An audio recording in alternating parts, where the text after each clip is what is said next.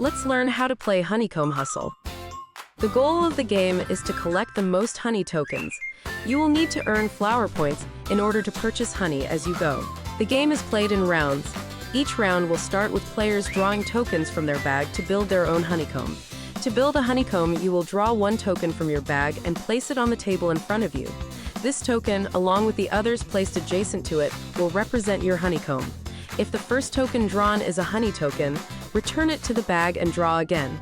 A honey token cannot begin the honeycomb. You will continue drawing tokens one at a time, attempting to connect them to your existing honeycomb. New tokens must be added to the honeycomb by joining the black connector marks along the edges. Pay attention to the connector marks to leave them open for future tokens. Once you are unable to connect a token to your honeycomb, you must return it to your bag and stop building. You must also stop building your honeycomb if you run out of tokens in your bag. Every player begins the game with 2 restart cubes. After beginning your honeycomb, you may choose to spend one of your cubes to restart your honeycomb for that round. You must return all the tokens you have drafted to your bag and start building your honeycomb again. After all players have finished building their honeycombs, they count the flower points they earned.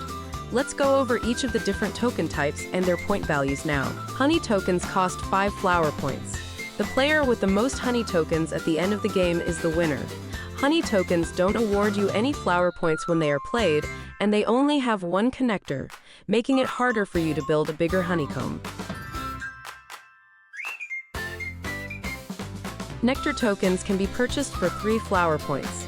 Every group of 3 nectar tokens in a player's honeycomb must be traded for 1 honey token during that player's turn. Nectar tokens do not contribute to a player's flower points. Helper bee tokens earn 3 flower points when played. They are single use. If a helper bee token is placed into your honeycomb, you must return it to the helper bee pile during your turn. These tokens are only acquired by the lowest scoring player each round. Blue tokens are worth 1 or 2 flower points as indicated, but they will double their points when they are adjacent to another blue token. They are considered adjacent if they share any edge. Purple tokens are worth 0, 3, or 5 points. The 0-point token has 3 connectors, while the 5-point token only has 1. Red tokens earn flower points as a group. Count the number of red tokens in your honeycomb and then square that number. For example, if you have 3 red tokens, you would earn 9 flower points because 3 squared is 9. Red tokens do not need to be adjacent to score as a group. Trade tokens score 1 flower point each. At the end of the round, any trade tokens that were played into your honeycomb are used to steal a token from another player. Cover-up tokens are worth 1 flower point.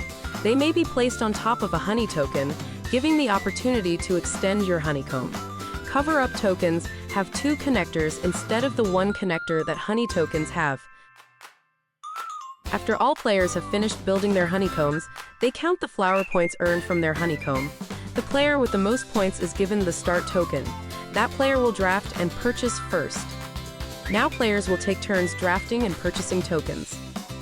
The starting player will draw tokens from the drafting bag equal to the number of players plus 1 to create a drafting pool.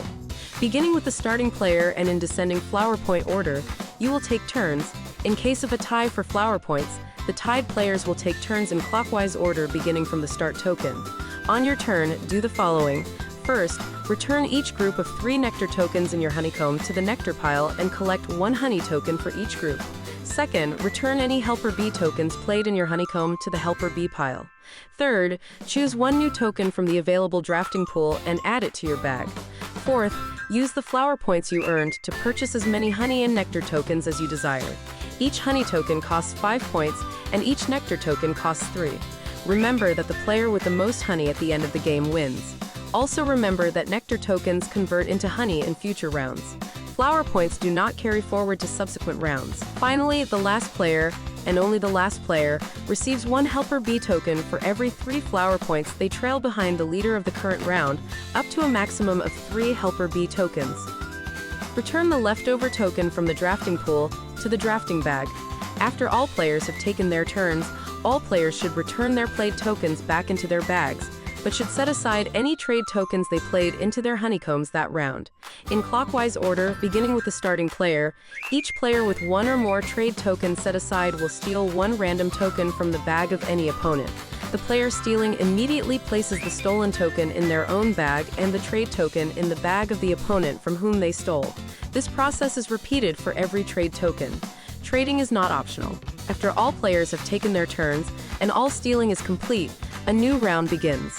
Players draw tokens one at a time from their bags and build honeycombs. The game ends as soon as the honey pile runs out, or if there are not enough tokens in the drafting bag to carry out the drafting phase. In either case, add the extra honey tokens that were set aside at the beginning of the game to the honey pile and allow everyone to finish purchasing honey and nectar for that round. Players won't need to draft a new token, helper bees are not taken, and trades are not performed in this end-of-game round.